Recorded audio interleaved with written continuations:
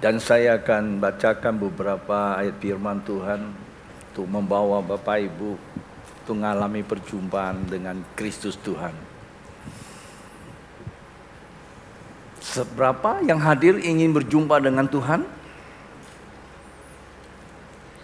Serius? Sungguh? Tahu nggak? Keseriusan dan kesungguhanmu tidak melebihi dari Tuhan ingin berjumpa dengan engkau. Keinginan Tuhan itu dibuktikan mati di atas kayu salib. Ada amin? Belum tentu loh. Keseriusan kita berani berkorban. Jangankan mati di atas kayu salib. Kalau saya suruh berdiri di sini aja 2 jam belum tentu mau. Iya. Betul. 2 jam mau. Saya habis baca Alkitab, saya mau pergi karena ada penghiburan. Anda di sini 2 jam bersama sama mereka yang mau menikmati hadirat Tuhan. Siap nggak? Diam. Tadi bilang mau berjumpa dengan Tuhan. Anda lagi pikul barang begituan. Siap 2 jam? Siap? Gak berani jawab kan? Tahu nggak? Anda belum disuruh naik di atas kayu salib loh. Enggak, Anda mau 2 jam, mau 3 jam, mau 10 jam, nggak akan membuat kamu berjumpa dengan Tuhan. Kalau sekedar cuma pengen lakukan sesuatu, ingin berjumpa dengan Tuhan. Bapak Ibu, ingin berjumpa dengan Tuhan bukan karena upaya manusia. Tapi memang kasih karunia Dia setelah siapkan diri untuk berjumpa dengan Anda dan saya. Tinggal kita cuma ngalami kok. Nggak perlu 2 jam lah. 1 menit juga Anda bisa ngalami. Nggak usah 1 menit lah. Sejauh apa Tuhan itu? Sejauh Anda menyadari bahwa Tuhan itu hadir. Kesadaran akan kemahadiran, maka saat itulah engkau sedang mengalami kehadiran Tuhan. Itulah ibadah dan itulah penyembahan. Ingat anak yang terhilang? Selagi dia berjuang, dia akan terus menderita. Selagi dia berjuang, semakin dalam dia terjun ke dalam penderitaan.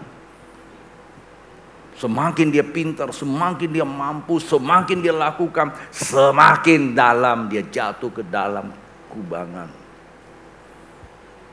Tapi hanya satu. Ketika dia sadar, dia menyadari keadaan dia. Dan dia menyadari bahwa Bapa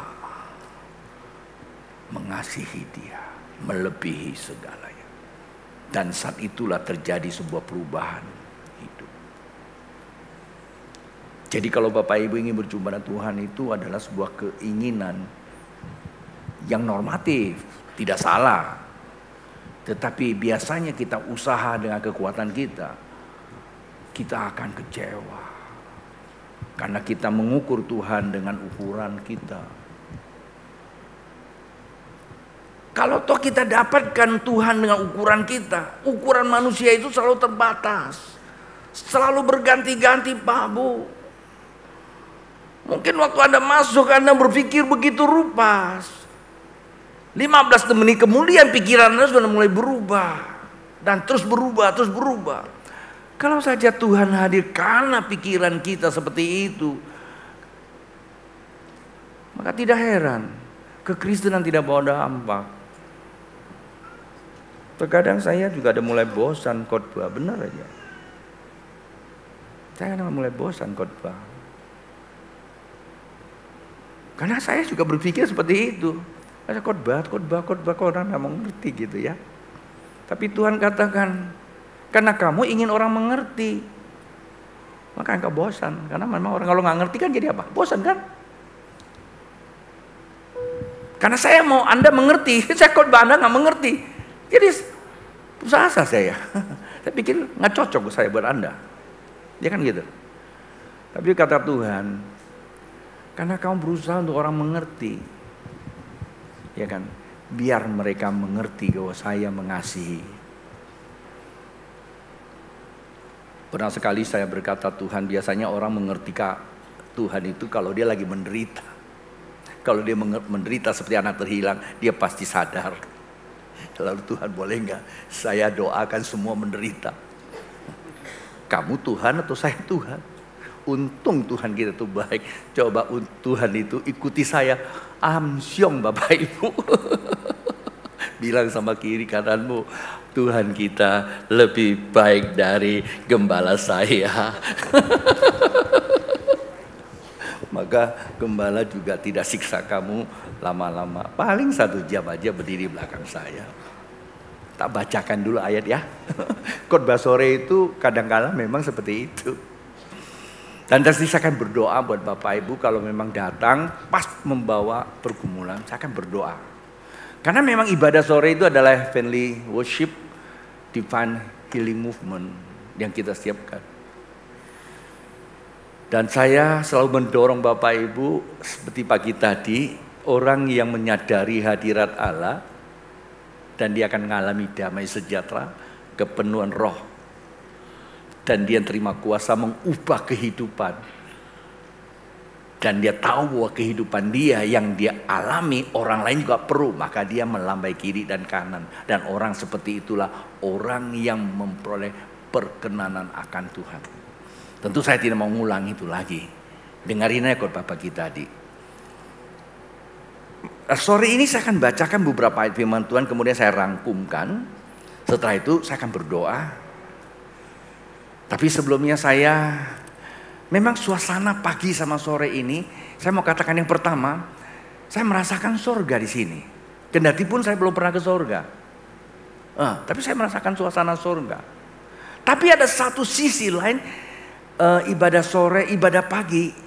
Karena pagi-pagi waktu saya lagi olahraga, saya ditelepon oleh seorang staf saya, seorang tim saya, pekerja saya, Pendeta Muda Suprapto STH, dibilang sama saya, Babe, dukung doa ya, istri saya dalam keadaan kritis. Oh iya? Saya tanya, bagaimana kondisinya? Ceritanya berapa, wah pokoknya udah begitu aja. Saya bilang sama Nyak, kita berdoa, saya sharekan semua tim berdoa. Karena dia yang punya ibadah sore ini. Maka sebagian kita ini sini pengerja-pengerja semua masih di sana. Karena 1 jam kemudian kalau tidak salah, dan istrinya dipanggil Tuhan. Kaget enggak? Kaget toh. Barangkali Johan belum tahu. Tapi saya sudah minta dia dukung. Ini tim Yosua sedang dukung doa ya. Kita semua merasa kehilangan. Biasanya ngedampingin kami duduk di sini. Ya kan? Dia yang punya ibadah sore nih. Koordinator ibadah sore. Dan tidak disangka-sangka tiba-tiba istrinya dipanggil Tuhan. Tidak, siapa yang bisa tahu? Siapa yang bisa terima? Dan saya mau tanya Tuhan. Dan jawaban cuma satu, ini misteri. Kalau misteri Allah kita tidak bisa terjemahkan dengan ilmu kemampuan manusia, nggak bisa Pak Bo. Bodoh kalau kita tanya sana, tanya sini, kenapa. Semakin tanya kita semakin kecewa sama Tuhan. Kalau namanya misteri hanya satu. Untuk tahunya iman. Kecuali kalau kerumitan. Kalau kerumitan pakai ilmu. Kalau engkau nggak mampu cari lagi ilmuwan. Pasti ketemu karena itu kerumitan. persoalan yang kita alami, yang sehari-hari, yang jadi rumit karena kita tidak ngerti, kita cari orang ngerti, selesai itu barang. Tapi satu pesan Tuhan buat saya, setiap masalah dalam kehidupan ada solusinya. Nah, jikalau baik Ibu malam ini yang mungkin kedekatan dengan saudara kita yang dipanggil Tuhan, ratusan pengerja kami semua, saya adalah penatua yang menekan mereka tidak boleh nangis. Coba kalau saya buat mereka melo, habis itu ibadah kita ibadah melo. Nya aja begitu dia dengar langsung dia tangis-tangisan sama menantu saya. Saya bilang, ngapain kamu nangis? Dia lebih suka cita di sorga. Itu bahasa saya, tapi hati saya nggak sanggup. Kedekatan, Pak, Bu, pangkat, pintaran, uang, gak bisa nahan kita. Siapa yang tahu? Saya cuma mau ingatkan kepada kita, berjuang bersama Tuhan. Jangan mengatur Tuhan. Baik, saya bacakan ayat supaya nggak lama-lama. Kasihan yang di belakang saya. Lukas pasal 24. Bapak Ibu perhatikan. Lukas pasal 24 kita berkata begini. Pada hari itu juga 2 orang dari murid-murid Yesus pergi ke sebuah kampung bernama Emmaus, yang terletak kira-kira 7 mil jauhnya dari Yerusalem. Dan mereka bercakap-cakap tentang segala sesuatu yang telah terjadi.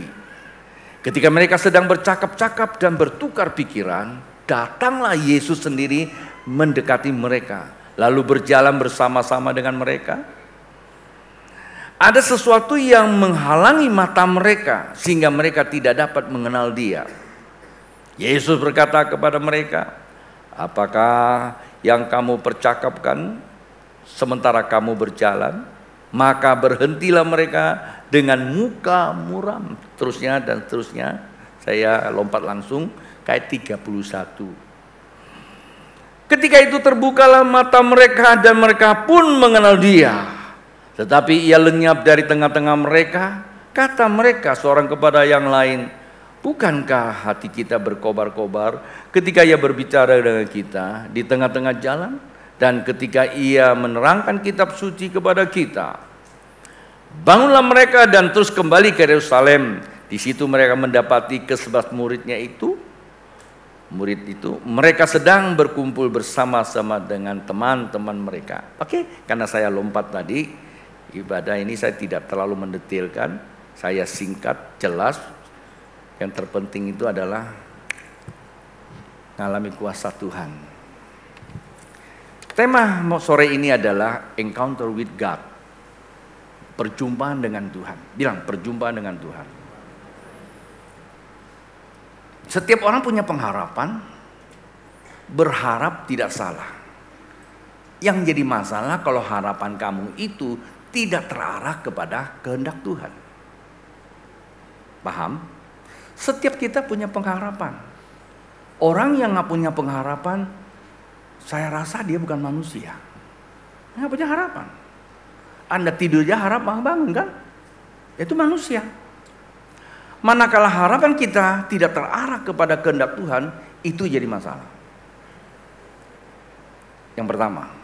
Yang kedua, kendati pun harapan kita terarah kepada Tuhan, tapi tidak selaras dengan Tuhan, itu lebih bermasalah lagi. Contohnya mereka.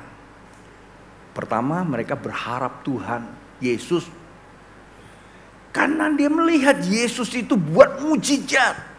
Yesus itu buat macam-macam. Dan mereka menerjemahkan Yesus itu adalah Mesias yang akan datang sebagai raja dalam pemikiran mereka, menggantikan Daud. Harapan tersebut tidak salah, karena itu pola pikir mereka. Tetapi kenyataannya Yesus tidak seperti harapan mereka.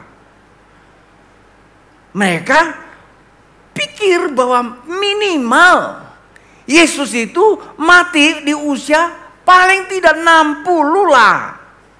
30 tahun mimpin seperti Daud gitu loh. Minimal kalau manusia.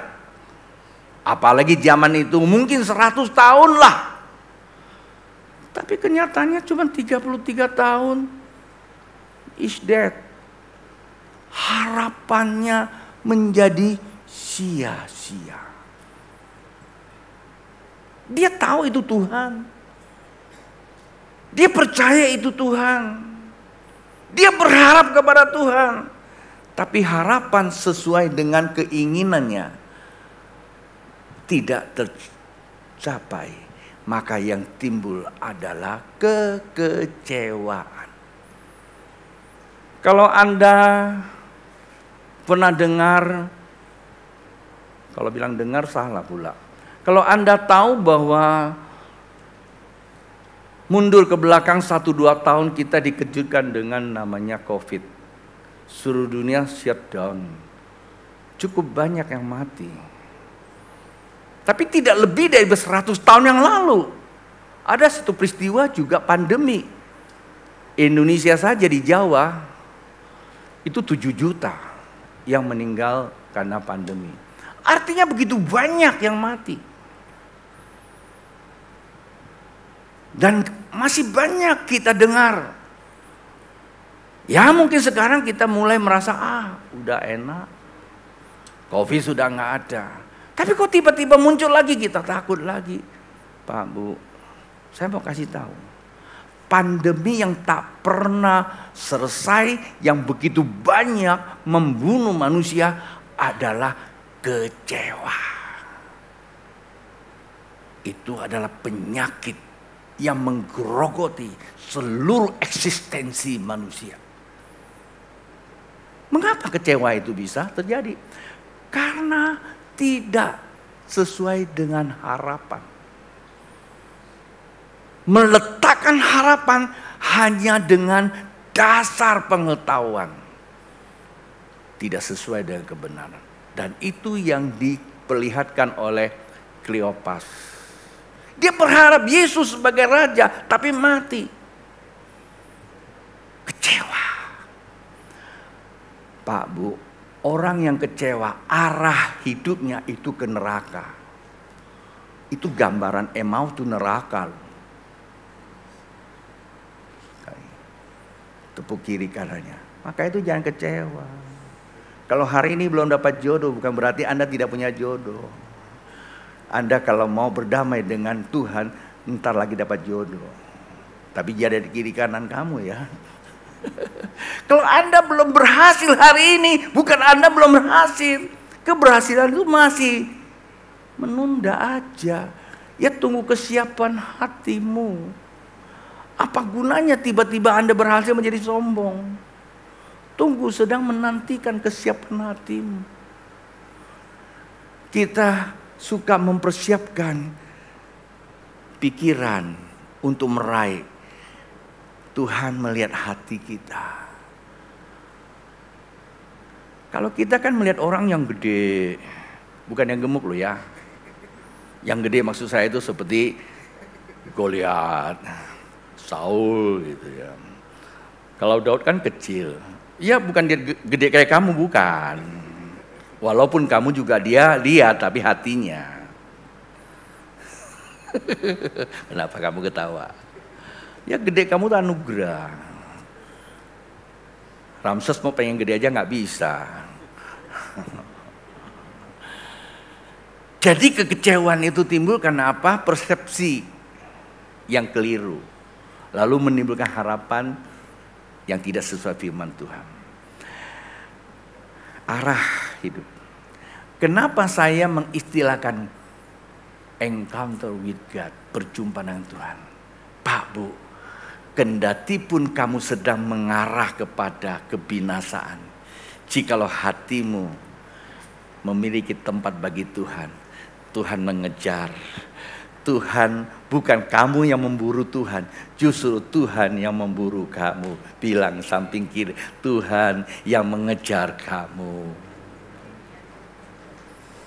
Amin. Maka itu perlu namanya perjumpaan Tuhan. Saya kunci nih, buat Bapak Ibu tahu. Bagaimana kita telah ditangkap sama Tuhan. Seperti Kleopas dan temannya ini. Perhatikan, yang pertama. Membuat seseorang yang hatinya ditangkap sama Tuhan. Mata hatinya langsung terbuka. Dia wih Tuhan.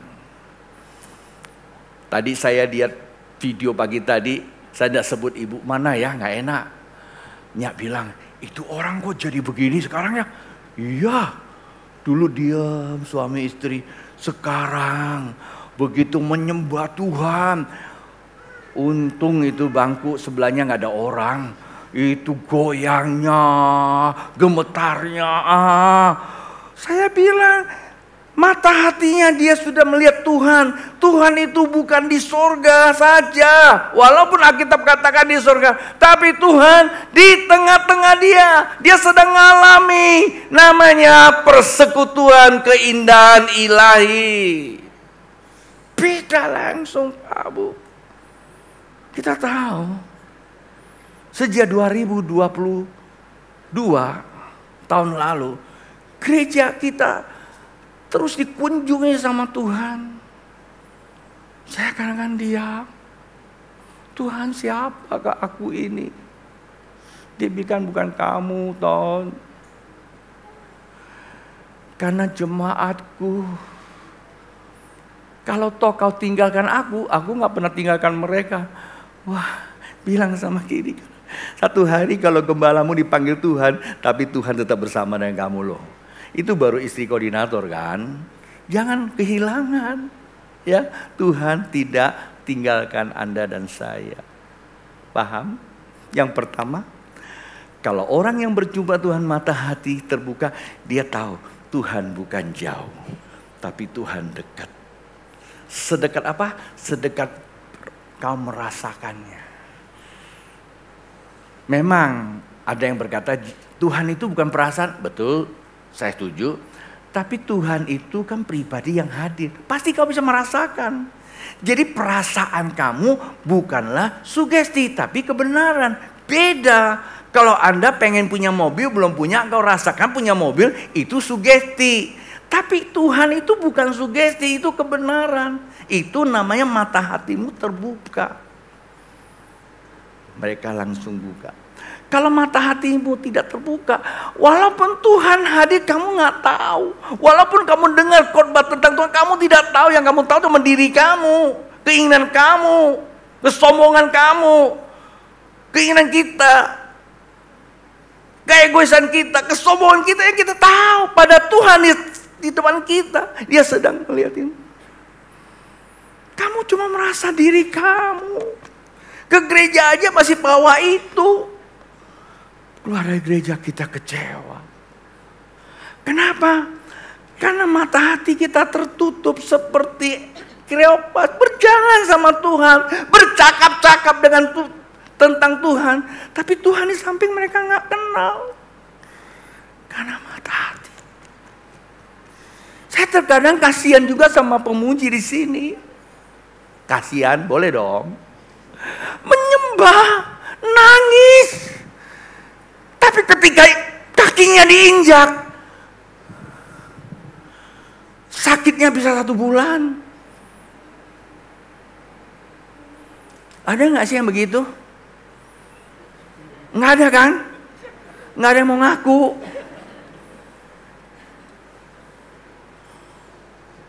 Itu yang di atas loh. Ya saya cuma ngomong begitu aja. Mudah-mudahan nggak ada. Anggap aja saya asal ngomong gitu. Kalau ada bertobat sebelum engkau dibawa ke Emmaus, selangkah lagi maut. Karena kita berpusat pada diri kita, maka sakit Pak Bu. Mata hati kita tertutup. Selalu melihat dirinya. Hak saya diambil. Pada saya koordinator, pada saya pemimpin, saya PKS. Jemaat saya diambil. Capek. Dan yang kedua, apa yang terjadi? Hatinya berkobar-kobar.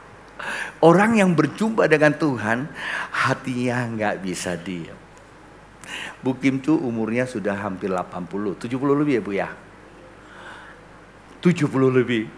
21 hari dia eksis loh. Tahu eksis Bu? Itu loh, combrok.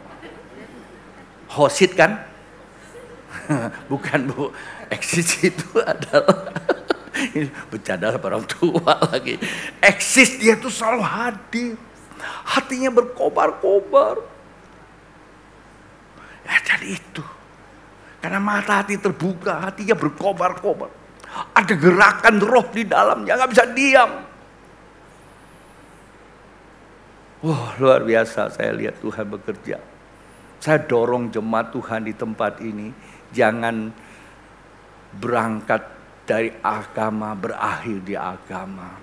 Berangkat dari percaya, berakhir bersama dengan Tuhan. Maka ada satu kata, hidupku bagi Kristus, mati adalah keuntungan. Wah, semua takut mati pula. Maksudnya begini, hidup bagi Kristus, matikan hak kamu. Matikan semua kedaginganmu. Sekalipun toh akhirnya nyawamu, itu keuntungan. Ya, jadi jangan takut. Walaupun ketakutan itu menjadi sahabat pena, tapi dia bukanlah sahabat sejati. Kalau pena disimpan selesai toh. Kalau sejati adalah Roh Kudus. Ia akan temani kita sampai akhir nanti. Dan yang ketiga, yang terakhir, ketika hati mereka berkobar-kobar, apa? Dia tidak langsung menuju Emmaus, tapi kembali kemana? Kembali kemana? Kemana? Ya, gitar. Saya tahu Anda mau kembali main gitar kan? Kembali kemana? Kembali kemana? Dari Emmaus kembali mana? Ke rumah lah. Habis selesai ibadah. Anda ini dengan saya khotbah itu semua terkesima. Kembali kemana? Hah? Kembali kemana bro? Ke depan dikit. Kembali kemana?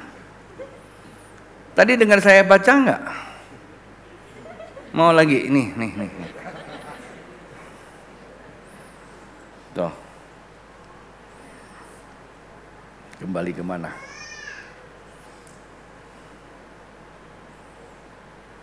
Kembali kemana? Tahu apa Yerusalem? Tahu apa arti Yerusalem?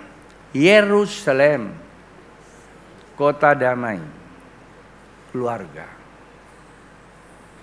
Itulah tujuan akhir daripada kekristenan. Tuhan sedang memulihkan keluarganya, keluarga kudus. Kalau kita sadar sudah nyasar, membuat kita semakin hari semakin tidak damai, ambil keputusan balik ke kota damai yang bernama Yerusalem. Bukan Yerusalem Anda punya uang terus ke Israel, boleh sih ke sana. Kalau Anda semua ke sana, saya pasti ikut. Agus ketawa karena cukup katanya. Daftarnya 20 saya pergi sama Nia. Kalau cuma 10, cuma 1. Saya batal karena saya mesti bayar 1 lagi. Boleh gak salah. Tapi bukan Yerusalem itu. Yerusalem itu adalah keluarga. Kita bisa mengasihi Tuhan lewat kita mengasihi sesama kita. Seperti kita mengasihi diri kita. Lihat saudaraku yang begitu rupa, gantengnya dan besarnya. Tapi saya mengasihi dia seperti dia mengasihi saya. Walaupun saya kadang-kadang suka ngomongnya nggak enak banget gitu loh. Tapi saya minta maaf. Karena memang Anda punya model. Buat saya model dan modal. Buat saya jadikan ilustrasi, bukan ngejekan. Ilustrasi. Ya, barangkali saya ngomong begitu, besok Anda ambil keputusan, saya turunkan bobot, itu jauh lebih baik lagi. Istri kamu pasti senang nggak? Tuh, coba dia ngomong apa tuh?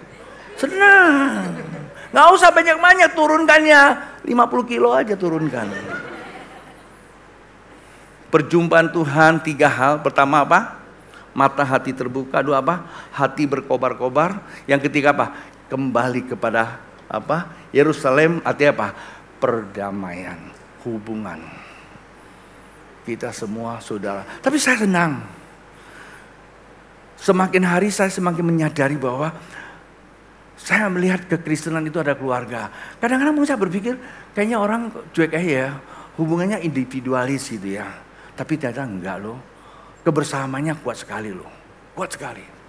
Tapi kalau ada masalah baru terasa gitu. Ya, kalau kita ada gempa bumi itu semua ngumpul.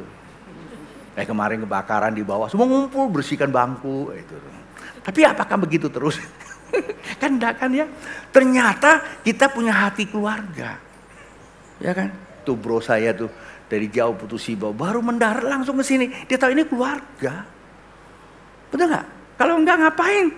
Emangnya nggak ada gereja lain di sana udah beribadah, tapi pengen lihat keluarga. Tuh Suprapto istrinya meninggal. Ya di rumah sakit. Pagi tadi habis separuh. Ya, semua ke sana pada ibadah, kumpul di situ. Bukan berarti salah, enggak. Kenapa? Kepedulian itu masalah, masih muda, umur 36. Sore semua pengerjanya, stafnya ada di situ. Kenapa? Kita mau hibur, tidak salah. Itu kembali pada hubungan, kepedulian. Pak Bu, itulah kekristenan. Itu namanya apa? Encounter with God, perjumpaan dengan Tuhan. Mari bangkit berdiri. Nah, kita naikkan satu, bukan naikkan, kita bawa hati kita pada satu pujian. Namanya, Aku Rindu Tuhan, lawatanmu. Setelah itu saya berdoa. Sore ini saya tidak beri kesempatan buat Anda press minggu depan. Ya, minggu depan kita ada di Heavenly Worship. Hari ini saya hanya berdoa buat Anda yang memang datang punya pergumulan, ya. Oke? Jadi bersama saya sekarang kita berdoa dulu. Pertama saya mau berdoa buat Anda yang butuhkan Yesus, artinya ingin menerima Yesus sebagai Tuhan. Baik yang hadir maupun yang di rumah, yang ikutin online, tersentuh oleh firman, Anda mau menjadikan Yesus sebagai Tuhan. Dan saya berdoa satu itu. Kedua, saya berdoa buat Bapak Ibu yang punya pergumulan. Dan yang ketiga, saat waktu Anda menyembah, biarlah Tuhan yang melawatmu. Mari satukan hati. Buat Anda yang ingin terima Yesus sebagai Tuhan, ikuti saya. Yang ingin terima Yesus sebagai Tuhan, mungkin Anda sudah lama tapi belum menjadikan Yesus sebagai Tuhan. Bersama saya yang di sini maupun di rumah yang ikutin online. Tuhan Yesus, saya percaya Engkau telah mati bagi saya. Engkau mati sebagai saya yang mati. Matimu untuk menebus saya dari dosa, menjawab tuntutan dosa. Engkau bangkit dan hidup dalam hidup yang baru. Hidupmu supaya aku mempunyai hidup, sehingga aku hidup sebagai Kristus yang hidup. Maka hidupku untuk menyaksikan kemuliaan-Mu. Terima kasih Tuhan. Terima kasih Yesus. Hari ini aku menjadi milik-Mu. Bapak Ibu yang sudah terima Yesus sebagai Tuhan, Anda bisa berhubungan dengan kami kalau di sini, atau Anda yang ada di luar sana, Anda bisa hubungi alamat kami, atau di luar kota Anda hubungi gereja setempat supaya Anda mendapatkan pelayanan. Nah, buat Anda yang butuhkan pertolongan Tuhan malam ini, yang hadir maupun di rumah, taruh tanganmu di dada, saya akan berdoa. Bapa Surgawi, otoritas-Mu ya pada hamba-Mu, pengurapan-Mu yang tidak terbatas, hadirat-Mu dan kuasa-Mu bekerja. Engkau penuhi setiap mereka yang membutuhkan Engkau ya Bapa. Malam ini, saat ini, aku berdoa di dalam nama Yesus, penuhi mereka. Maka segala apa yang menjadi kebutuhan mereka, dan Tuhan yang menjawabnya, saat ini di dalam nama Yesus. Dalam nama Yesus. Sama-sama kita katakan saat waktu Anda sedang menyembah Tuhan, biar Roh Kudus yang bekerja dalam dirimu. Tuhan, kami rindu. Tuhan, kami rindu. Dari hati yang dalam.